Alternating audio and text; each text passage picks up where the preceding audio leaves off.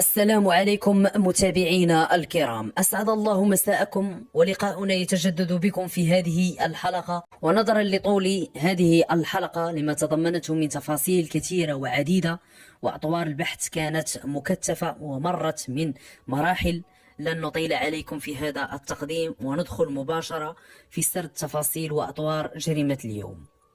في سنة 2006 بمدينة قولميم، واحد العائلة اللي كتكون من الزوج والزوجة ديالو ما عندهم لا ولاد لا حتى شي حاجة، لأنهم يلا تزوجوا ومرت على الزواج ديالهم سنة ونصف، عايشين غير هما بزوج في واحد الشقة كارينة من عند واحد السيد. هاد الزوج خدام والزوجة كذلك خدامة. الزوجة كتخدم في واحد المعمل صغير دايره واحد السيدة غير في الدار ديالها، كتعاونها هكا، يعني تتخدم معها، تيخيطوا داكشي ديال الملابس الداخلية والتقاشر وهذا. ولكن هاد العائلة لم تسلم من المشاكل الزوجية، ودائما الخصام بيناتهم، دائما الخصام والنزاعات بين هاد الزوج والزوجة ديالو، والسبب هو الولاد. هو كيقول ليها انت اللي ما كتولديش، وهي كتقول ليه لا راه انت اللي ما كتولدش. وهاد المشاكل اللي بيناتهم تدخلوا فيها عفوا العائلة، دخلت في عائلة الزوج وعائلة الزوجة. ولكن رغم هاد الهدنة اللي كتوقع لما تيدخلوا العائلتين، لكن سرعان ما يدب الخلاف والنقاشات والمشادات الكلامية وحول نفس الموضوع، هو الولاد. دائما هي تتناعشوا لان انت اللي ما كتولدش، هو تيقول لا انت اللي ما تتولديش. وفي واحد الوقيته هاد الزوج هذا قالت لولدها اودي راه خصك تطلق هذيك السيده، هذيك السيده ما تصلحش لك، هذيك السيده ما كتولدش وانت باقي صغير وانت بغيتي بوحدك ترد عليك الهضره. وفعلا هاد الزوجه هذه كانت كبر من الزوج ديالها تقريبا ب4 سنوات. بالفعل جات واحد الوقيته ولا كيقول لها راه خصنا نطلقوا، ولكن هي مسكينه ما بغاش تطلق. رغم هاد المشاكل اللي بيناتهم فهي متمسكه بالزوج ديالها ومتمسكه بالزواج ديالها وصابره معاه. حتى لواحد النهار هاد الزوج كان جالس مع واحد الصديق ديالو خدام معاه، وجبدوا هاد الموضوع ديال الولاد ما الولاد، وقال لي صاحبي هاد المشاكل هادي اللي نتوما فيها راه كاين الحل ديالها. الحمد لله راه الطب هاد الوقت تطور والعلاج مضمون، علاش ما تشوفوش شي طبيب مثلا وتشخصوا الحاله ديالكم وتشوفوا شكون اللي فيه الخلل ويتعالج، ومريضنا ما عنده باس. بالفعل مشى هاد الزوج هو والزوجه ديالو مشاو عند واحد الطبيبه، كشفت على الحاله ديالهم بزوج، وتثبت بان الزوج هو اللي ما كيولدش ماشي الزوجه، الزوج اللي ما كيولدش. ولكن بحسب ما قالت ليه الطبيبه، قالت لي ودي راه كاينه امكانيه العلاج، وان شاء الله تتبع غير التخيطمون ديالك راه باذن الله غتكون نتيجه ايجابيه. وبالفعل بحسب ما ورد في هذه المسطره هذه، فالزوج تبع العلاج ديالو مع الطبيبه. ونخليوها هنايا. واحد النهار هذا الزوج هذا كان خدام بالليل ورجع لدارو في الصباح، ما كيلقاش الزوجه ديالو في الدار. وهذاك النهار كان بالسبت، ومرته ما كتخدمش بالسبت، من المعلوم كان خصو يلقاها في الدار، لانه هو خرج من الخدمه مع شي 6 ديال الصباح. بقى كيتسنى، قال ربما تكون خرجت هنا تجيب شي حاجه من الحانوت، شي صخره من الباتيسري او شي حاجه. ولكن دازت نص ساعه وهو كينتظر وما رجعاتش. قال يمكن مشات الحمام. ولكن وصلت لوحدة ونص ديال العشيه والجوج ديال العشيه بحسب ما كيصرح به هو، كيقول مازال ما رجعات. هنا بدا كيسول في الجيران، كاين 11 جيران الفوق والتحت، قالوا لي ودي الزوجه ديالك راه شفناها البارح في الليل، ولكن هاد الصباح راه ما حنا ما شفناهاش. هنا اتصل بواحد اختو، قال له واش جات عندك ملكه؟ قالت لي لا ما جاتش عندي. وقال لها راني خرجت اليوم من الخدمه مع الصباح وجيت للدار راني ما لقيتهاش، ودابا راه 3 ديال العشيه ومازال ما بان لها اثار. وقالت لي كره مشات عند امها. مشى كيسول عند في دار والديها، والدين الزوجه ديالو، اللي قالوا لي حتى هما ودي راه ما جاتش عندنا. بداو حتى هما كيسولوا في العائله والجيران، ولما ما لقاوش ليها اثار قالوا ودي راه خصنا نديكلاريو. وبالفعل مشاو للكوميساريه كيصرحوا بالاختفاء ديال هاد الزوجه. الزوج كيقول للبوليس ودي انا البارح كنت خدام بالليل، واليوم في الصباح كالعاده لما جيت للدار ما كنلقاش الزوجه ديالي، مع العلم انها راه اليوم السبت هي راه ما تخدمش. وسولت على الجيران كيقولوا لي بانهم ما شافوهاش اليوم نهائيا. واتصلت بالعائله ديالها وبعائلتي وحتى هما كيقولوا بانه راه ما جاتش عندهم. قالوا لي البوليس واش هاد الزوجه ديالك عندها شي مشكل معاك او مع شي حد من الجيران او شي حد من العائله؟ قال لهم لا سيدي ما عندها حتى شي مشكل نهائيا، كنا عايشين بخير وعلى خير. قالوا لي واش هزت معاها شي حوايج او شي حاجه خرجتها معاها؟ قال لي ما سيدي راه خرجت معاها واحد الشنطه كبيره، واحد لافاليز وشي ملابس ديالها كانوا في هذيك لافاليز، راه تما داتهم، راني ما لقيتهمش في الدار. اذا بحسب تصريحات الزوج فالمختفيه خرجت معها حقيبه كبيره الحجم وفيها الملابس ديالها، لانه كيقول بانه ما لقاش لافاليز في الدار، لافاليز كانت محطوطه في الدار ما لقاهاش. البوليس قالوا ليه واش كتصوني لها في تليفونها؟ وقال لهم سيدي صونيت لها بزاف ديال المرات ولكن تليفونها راه طافي. غريبه هاد القضيه هادي، الزوجه بشكل مفاجئ وبدون سابق انذار غتهز لافاليز ديالها وتخرج من الدار وتطفي تليفونها وتسمح في الزوج ديالها وفي عائلتها وفي خدمتها. اكيد كاين شي حاجه وراء هذا الاختفاء هذا، خاصة أن الزوج كيأكد بأن الزوجة ديالو ما عندها حتى شي مشكل نهائيا اللي يخليها تخرج من الدار بهذا الشكل هذا. البوليس تعاملوا مع هذه حالة اختفاء بنوع من الاستغراب ورجعوا واحد النقطة، قالوا واش تقدر تكون هذه الزوجة هربت مع شي حد اللي يقدر يكون الخليل ديالها؟ ربما كل شيء ممكن، ولكن الزوج ديالها كيضيف في الأقوال ديالو واحد النقطة مهمة في البحث، هي لما قال لي مودي أنا الزوجة ديالي هاد الايام الاخيره راه وليت كنلاحظ على شي تصرفات ماشي هي هذيك. قالوا لي بحالاش مثلا؟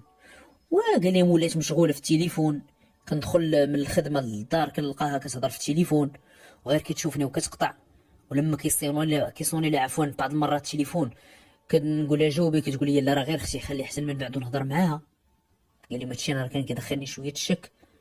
الزوجه وخوتها كيقولوا ودي خطنا راه ما يمكنش ليها تمشي لشي بلاصه بلا خبرنا نهائيا، وهذا الاختفاء ديالها راه ماشي هو هذا، كاين شي حاجه ماشي حتى اللي هي. انتقلوا البوليس لهذاك المعمل الصغير، يعني معمل هو في الدار ديال هذيك السيده اللي كتخدم فيها الزوجه هذه. دخلوا عندها كيسولوا السلام عليكم. السلام. قالوا لها واش خدامه عندك واحد السيده سميتها مالكه كذا كذا؟ قالت لهم اييه خدامه عندي. قالوا لها واش خدامه عندك ابو حدا؟ قالت لهم لا عندي 4 ديال البنات من غيرها، يعني راه هي الخامسه. وقالوا لها ندخلوا عافاك نسولوا هاد البنات هادو كيشتغلوا عندك. دخلوا كيسولوا تما في شي بنات، قالوا لهم واحد 2 بنات توصلوا لواحد المعلومه اللي هما صحاباتها. خرجوهم عزلوهم، قالوا لهم واش مالكه صاحبتكم؟ قالوا لهم سيدي صاحبتنا ولكن راه ما جاتش يومين دابا الخدمه، كنتصلوا بها كنلقاو تليفونها طافي. حاولوا البوليس يحصلوا على شي معلومات على المختفيه من خلال هاد 2 بنات صحاباتها، وبالفعل توصلوا لواحد المعلومه اللي كيقولوا فيها بان هاد الزوجه كانوا عندها مشاكل مع راجلها ومع راجلها، وكيقولوا بان السبب ديال المشاكل هو الولاد، وبان راجلها كان باغي يطلقها حيت ما كتولدش، ولكن لما مشاو للطبيب تبين بان الزوج ديالها هو اللي ما كيولدش. قال لي هادشي كانت كتعاودوا لينا حيت حنا صحاباتها. كانت معلومات مهمه بالنسبه للبوليس، هاد المعلومه كانت معلومه مهمه. هنا استدعوا هذاك الزوج، قالوا ليه انت سبق لك صرحتي لينا بانه ما عندك حتى شي مشكل مع الزوجه ديالك. قال لي فعلا ما عندي حتى شي مشكل معاها. وقالوا لي ولكن حنا توصلنا بمعلومه كتقول بانك انت كنتي باغي تطلقها لانها ما كتولدش، ولكن لما درتوا الفحص الطبي اكتشفتوا بانك انت اللي ما كتولدش.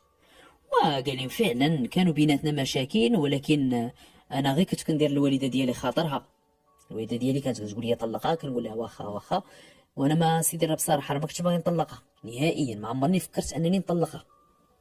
والدين الزوجه المختفيه يعني الام ديالها واحد 2 خواتاتها لما استدعوهم البوليس كوميساريه كيقولوا بان بنتهم راه ما عندها حتى شي مشكل مع الزوج ديالها.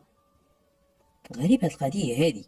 صحاباتها كيقولوا ودي بان الزوج ديالها راه كانوا عنده مشاكل مع مرته، ووالديها يعني الزوجه وخواتاتها كيقولوا لا ما كانش عندهم مشاكل.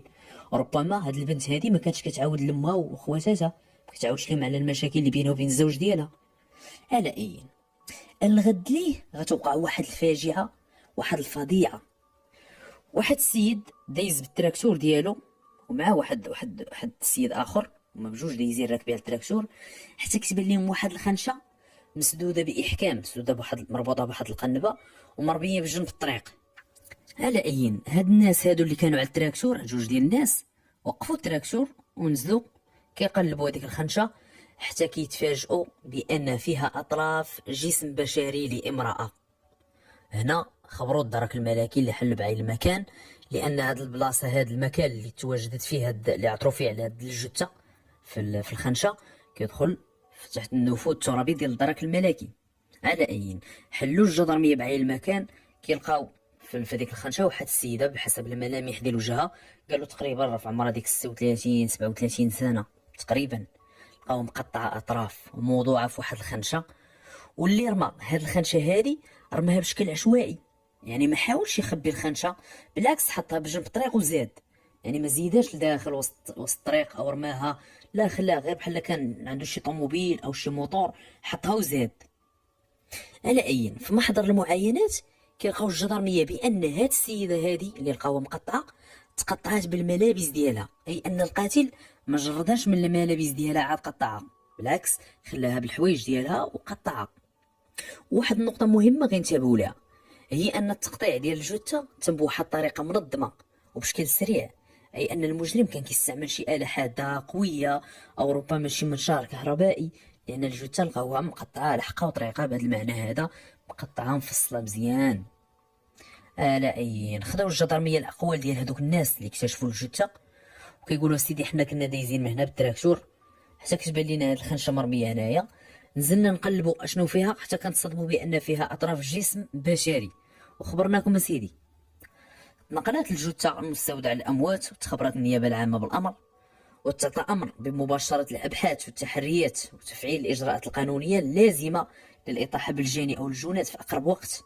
ودائما كتكون هذه هي البرقيه اللي كتجاوب بها النيابه العامه اثناء اشعارها باي نوع من الجريمه. على اي طبعا الاجراء اللي داروا الدرك الملكي هو انهم غادي يشوفوا السجلات البحث لفائده العائله المصرح بها في جميع مراكز الامن والدرك الملكي على مستوى المدينه ثم على مستوى الاقليم، وهنا كيلقاو بان هاد الناس هادو كيبحثوا على بنتهم. شكون هما؟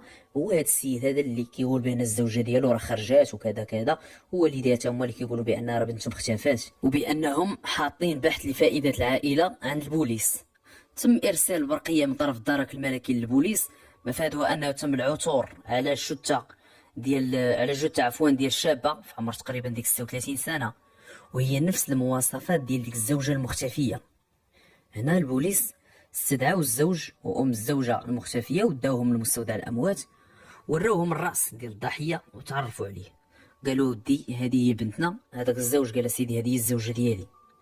ولكن من خلال الملاحظه الاوليه لجسم الضحيه من طرف الطبيب الشرعي ما كيلقاش شي اثار ضربات او طعنات في الجسم ديال هاد السيده هذه.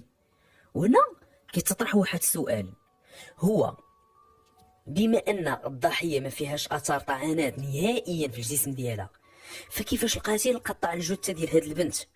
واش قطعها وهي حيه؟ ولكن تقرير تشريح الجثه غيكشف على الجواب ديال هاد السؤال، بعد ما اكد لهم ان الضحيه تعرضت للتسمم بواسطه ماده سامه قاتله، وكان هاد السم هو سبب الوفاه ديالها. اذا الضحيه تعرضت للتسمم عاد تقطعات.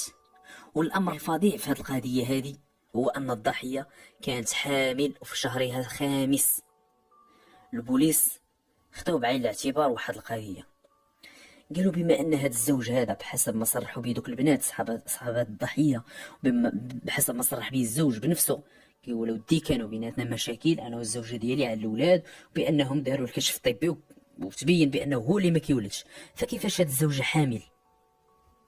رغم ان الزوج تبع التخيطمو ديالو مع الطبيبه.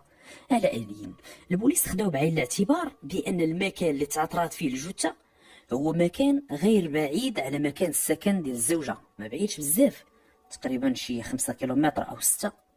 اذا فالضحيه لما خرجت من الدار ديالها راه ما غادرتش النفوذ الترابي ديال مدينه قولميم، ولكن الزوج ديالها كيقول ودي راه خرجت ودات معها لافاليز اللي فيها الملابس ديالها، مع العلم ان الدرك الملكي لما عثروا على الجثه ما لقاوش معها شي فاليز او شي ملابس او شي تليفون او شي وثائق اللي كتحدد الهويه ديالها نهائيا، لقاو فقط الخنشه اللي لقاو فيها الجثه مقطعه. هنا البوليس قالوا ودي راه خصنا نمشيو للدار ديال الضحيه. بالفعل مشى معاهم الزوج ديالها، طلعوا مع الدروج، فتح لهم هذاك الزوج الباب، دخلوا كيشوفوا هنا وهنا وهنا، وقالوا لي فين كانت حاطه هذيك لافاليز اللي دات معاها؟ يعني هو قال لي بدات مع واحد لافاليز كبيره، قال لي فين كانت حاطه، وقال لي كانت محطوطه هنا في هذا البيت هذا.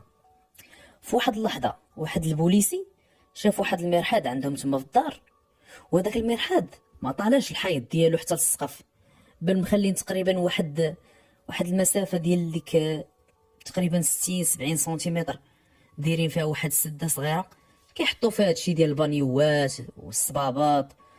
هاد البوليسي هذا كيشوف تما في هذيك السده هذيك اللي ولي ثار الانتباه ديالو واحد المنشار كهربائي. جبدو وقال ليه هاد المنشار ديالك؟ قال لي ايوا فاش كتستعمليه؟ وقال لي كنستعملوه هكا في العيد الكبير كنقطعوا به اللحم ديال الحولي. البوليسي بقى كيشوف هذاك المنشار كيلقاه باقي جديد، ما فيش اثار الوساخ ولا اثار دماء نهائيا. وداروا واحد الحوار بين المحققين اللي مكلفين بالبحث في هذه القضيه غير تما في الدار. قالوا واش زعما ما يكونش هذا الزوج هو اللي صفاها لها؟ هذا كانت فرضيه طرحوها وهما في الدار ديال الضحيه. هنا طاحت عليهم واحد الفكره، قالوا الا كان فعلا هذا الزوج هو اللي قتل مرته وقطعها، فراه اكيد غيقطعها هنا في الدار، واكيد غتكون دماء كانت كثيره هنا في الدار نزفت من الضحيه، لانه كيف قلنا راه قطعها اكيد غتكون دماء كثيره. وهنا غيهبطوا واحد جوج ديال المفتشين فتحوا هذاك الروكار او قناه مياه الصرف الصحي اللي عندهم قدام الدار. وهنا كانت المفاجاه والصدمه في نفس الوقت، لما لقاو اثار الدم بقات عالقه في هذيك السداده ديال قناه مياه الصرف الصحي، ولقاو كاين اثار دم كثير تما، لقاو دم مكبد حاشاكم في ذاك الجناب ديال هذيك القرقره. هنا طلعوا البوليس كيسولوا في هذوك الجيران، قالوا لهم واش رميتوا شي دم هنا؟ كيقولوا لا سيدي ما رمينا حتى شي دم. سولوا كاع هذوك الناس اللي كاينين في هذيك الدار كلهم كيقولوا سيدي ما رمينا حتى شي دم. على اي البوليس ما حكروش بزاف، قالوا ربما هذا شي حد ذبح شي دجاجه او شي حاجه هنايا ربما، ولكن خذوا عينه من هذاك الدماء وعرضوا على المختبر التحليلات الطبيه من اجل مطابقتها مع الدم ديال الضحيه.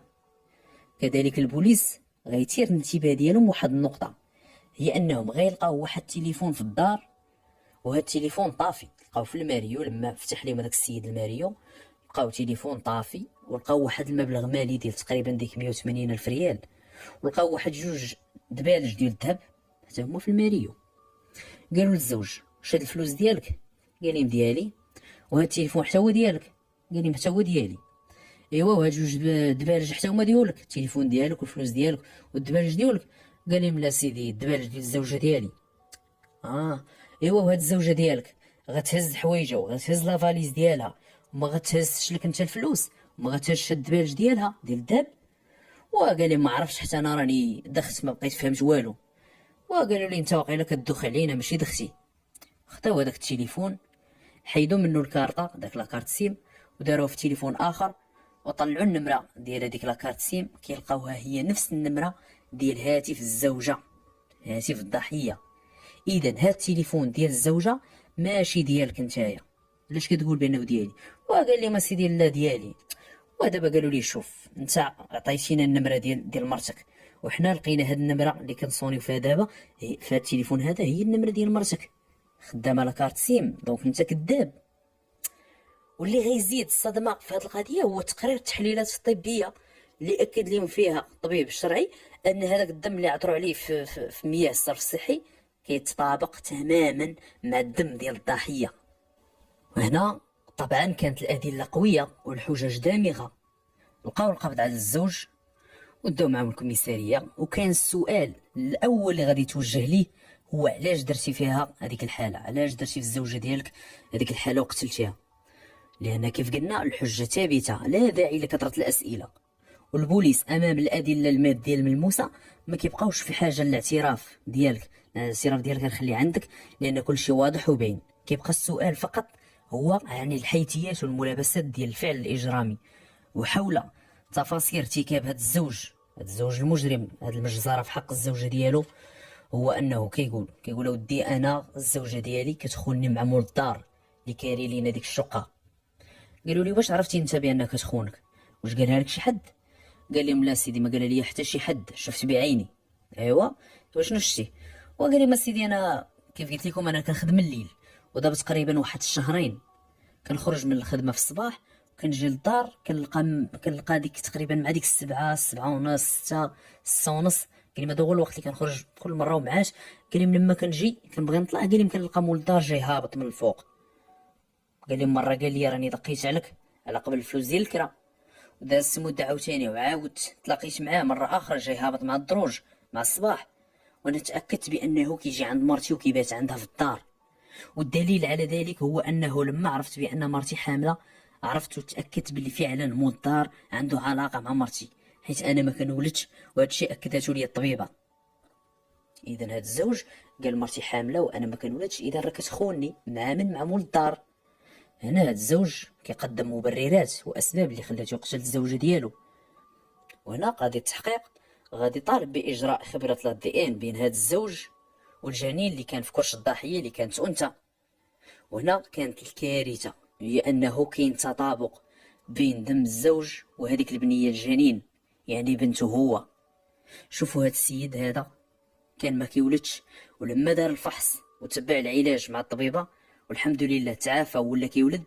ولما مرته حملت بالمولوده قتلها حيت قال انا ما كنولدش، اذا مرتي كتخونني. عدم التريث والتسرع في اصدار احكام واتخاذ قرارات اللي تقدر تكون هي السبب تحطيم الحياه ديالك. شوف هاد السيد اشنو دار كارثه في حياته، في الزوجه ديالو وفي البنت الجنين ديالو. وكيضيف في الاقوال ديالو بانه وضع عليها السم في اتاي وماتت. ولما وضع عليها السم بحسب ما كيقول هو، كيقول لما وضعت لها السم بقات كتوجع. قال لي ما انا درت راسي زعما كنهضر في تليفون كنعيط على لومبيلونس. قال لي ما انا ما اتصلت لا بالامبيلونس بلا حتى شي حاجه. قال لي مخليتها تما حتى ماتت. وقطعها بهذاك المنشار الكهربائي ودارها في هذيك الخنشه ونظف الدار مزيان وغسل هذاك المنشار، نظف كلشي نضاه. ولما كان غادي للخدمه في الليل، لانه كيدخل الخدمه مع 9 ديال الليل، هز هذيك الخنشه في الموتور ديالو وهو في الطريق غادي للخدمه ديالو في طريقه للعمل، رمى ديك الخنشه في جنب الطريق وزاد. كانت هذه هي الاقوال والتصريحات ديالو. وهنا نبغي نمشي لواحد النقطه، هي لما سولوه البوليس قالوا له علاش قلتي لينا بانه راه خرجت لافاليز وهذيك لافاليز كانوا فيها الملابس؟ وقال لي ما سيدي ما كاين لا لافاليز لا حتى شي حاجه، حنا ما عندنا لا لافاليز لا والو في الدار، انا غير قلت هكاك. كانت هذه هي الاقوال والتصريحات ديالو ديال هذا المجرم اللي غيتقدم للعداله وغادي يتحكم بالسجن الاعدام. السجن الاعدام، لما تنقول سجن الاعدام طبعا مع وقف التنفيذ، اي حكم غير منفذ، يتحكم بالاعدام غيبقى كانه مؤبد. كانت هذه هي جريمه اليوم ومجزره اليوم وكارثه اليوم. نتمنى ناخذ منها العبره والاستفاده، وما نبقاوش نصدروا احكام بدون مبررات حتى نتاكدوا. والتريث وعدم التسرع راه جميل، وراه العجله من الشيطان. والى هنا متابعينا الكرام، نشكركم على حسن الاصغاء والمتابعه، والى اللقاء في الحلقه القادمه ان شاء الله، والسلام عليكم ورحمه الله.